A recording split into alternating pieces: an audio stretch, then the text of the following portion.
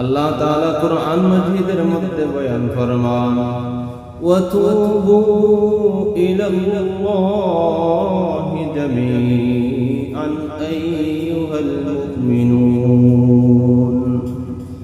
আইয়ুহাল মুমিনুন লাআল্লাকুম তুফলিহুন।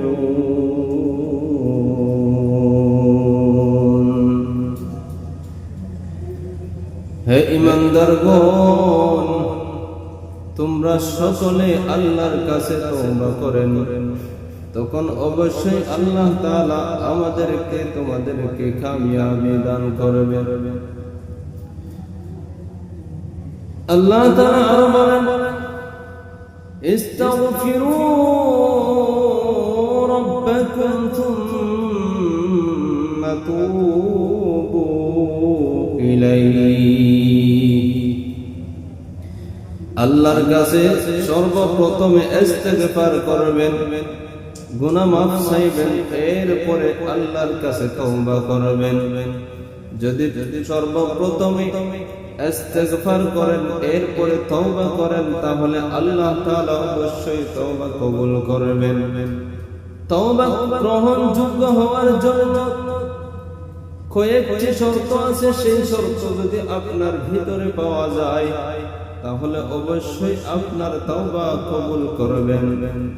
এক নম্বর কথা হলো, যদি গুনাহটি আল্লাহর হক সম্পর্কিত হয়, আল্লাহর হক যদি আপনি ভালোভাবে আদায় করেন নাই বা আদায় করেছেন কিন্তু বিলম্ব করে আদায় করেছেন, অথবা আল্লাহর হক নষ্ট করেছেন, আল্লাহর হক আপনি আদায় করেন নাই, আল্লাহর কথা অমান্য করেছেন, তাহলে আপনার জন্য তিনটি শর্ত, আপনার তওবা কবুল হওয়ার জন্য তিনটি শর্ত লাগবে। এক নম্বর শর্ত হলো গুনাহ থেকে বিরত থাকতে হবে। দুই নম্বর শর্ত হলো যে গুনার কাজ আপনি করেছেন সেই গুনার কাজের উপরে আপনাকে লজ্জিত হতে হবে। তিন নম্বর শর্ত হলো যে গুনার কাজ করেছেন সেই গুনার কাজটি পুনরায় না করার জন্য দৃঢ় সংকল্প গ্রহণ করতে হবে।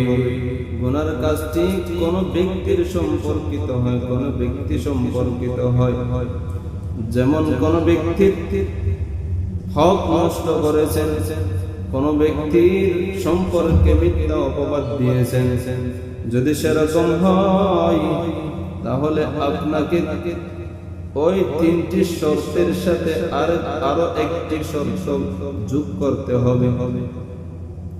সেই শর্ত হলো, যদি বান্দার হক নষ্ট করেন, যদি কোনো ব্যক্তির হক নষ্ট করে থাকেন, তাহলে তার হক তাকে আদায় করে দিতে হবে। তার ধন মাল যদি নষ্ট করে থাকেন তাহলে তাকে ধন মাল সেগুলো ফেরত দিতে হবে। আর যদি তাকে মিথ্যা অপবাদ দিয়ে থাকে তাহলে তার মিথ্যা অপবাদের শাস্তি তোমাকে গ্রহণ করতে হবে। এই তিনটি শর্তের সাথে ওই তিনটির শর্তের সাথে এই শর্ত যদি আপনি মিলাইতে পারেন অবশ্যই আপনার তওবা আল্লাহ তাআলা কবুল করবে। নবী করিম সাল্লাল্লাহু আলাইহি ওয়াসাল্লাম বলেন, ইয়া আইয়ুহান নাস তুবু ইলাল্লাহ ফাইন্নী আতুবু ফিল ইয়াউমি মিআতা মাররাহ। হে ঈমানদারগণ, হে মুমিনগণ, হে লোক সকল,